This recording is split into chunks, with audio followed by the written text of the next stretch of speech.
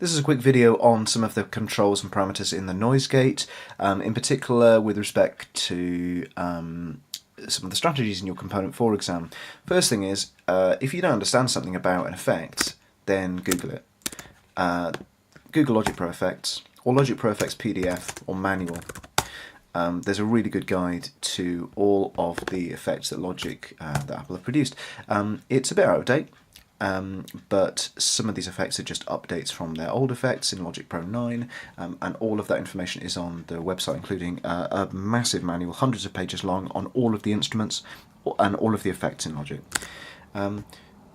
The noise gate isn't that complicated, there's not that many parameters in it. I'm going to use the noise gate, imagining that once this guitar has stopped playing, maybe in this bit there's some noise, there's some breathing, stepping around, talking into the microphone, maybe someone's come out of the control room and is talking, something like that, something that I want to get rid of. So I've applied this noise gate. It's going to hopefully let through all of the guitar.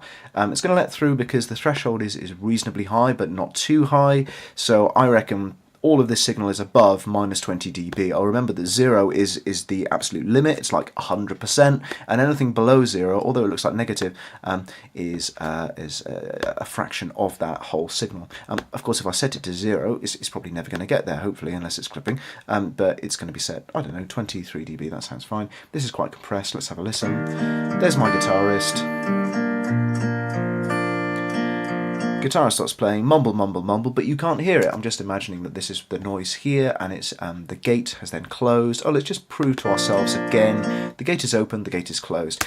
If there was some kind of, I don't know, quite a long reverb tail, maybe we're recording in a really ambient environment and it closes too abruptly, I can hold that open. I can't hold it open that long, but I can hold it, was that 1 second? Okay, so let's do that. So it's playing, it's playing, it's playing.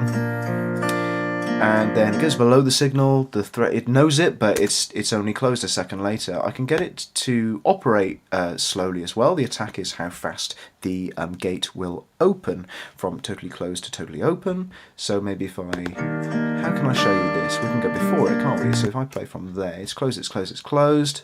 It's quite slow, let's make it stupidly slow. So here we are, closed, closed, closed. There we are. It kind of fades in. Oh, silly. Yeah, no, not very good, specifically for a guitar which has got such a high transient at the start. So these need to be set somewhere sensible. Okay, let's set them here. I don't know, kind of normal. And then let's set the threshold too high. So we set the threshold too high when the signal gets too low, too quiet, which I'm guessing, looking at the whole of this, is going to be probably here and here. Hopefully what I want to happen is I want this gate to close and to make it horrible. So let's have a listen. There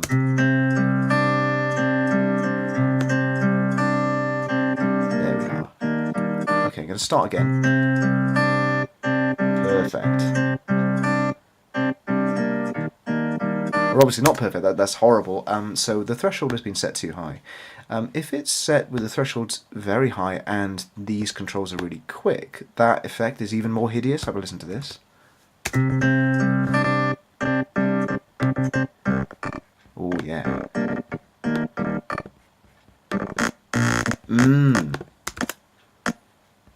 Bit lower.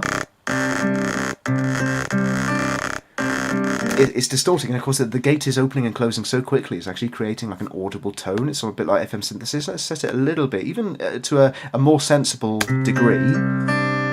It's still horrible. And that opening back and forward is called chattering. So they talk about this on the Noise Gate wiki. Can't trust wiki for everything, but on some of these science things it's really good. It's called chattering.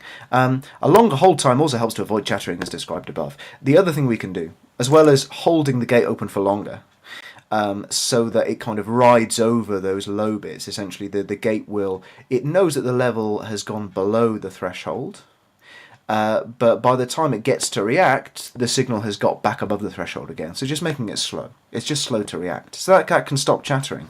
But maybe you don't want a slow gate, maybe you want it to be fast in some other places. So the way to get rid of this is this hysteresis parameter. Now the hysteresis is a second threshold, so let's concentrate on the top one for the moment. Without hysteresis, just a normal bog standard compression, when the signal drops below the threshold, the gate totally closes and then there's no output. and you have to wait until it gets above the threshold again for the gate to then open, and that's where you get chattering because it's happening really fast. We can set another threshold that's slightly lower, a hysteresis threshold, so it's a few decibels, maybe 3 or 4 decibels below the normal threshold, and it means that the signal can drop below the threshold, but it doesn't close, it doesn't react, at least when it's already open. If it was closed already, we just go by the normal threshold, but if the gate is open, it's got a second threshold, like a closed threshold. So it's got two. It's got a threshold that it uses going open, and a threshold that it uses when it's going closed in the other direction. And that's called hysteresis. So I can hopefully get rid of the chattering. Let's set it really horribly like this. There's my chattering when it gets too low. Let's set a hysteresis, so maybe it's going to have to be quite aggressive, maybe like 6 decibels. There we are. So it's dropping below the threshold. It's definitely getting below -8 dB in this portion here, but it knows that if it's already open, that it's set another threshold that it's got to get below before it actually cuts out.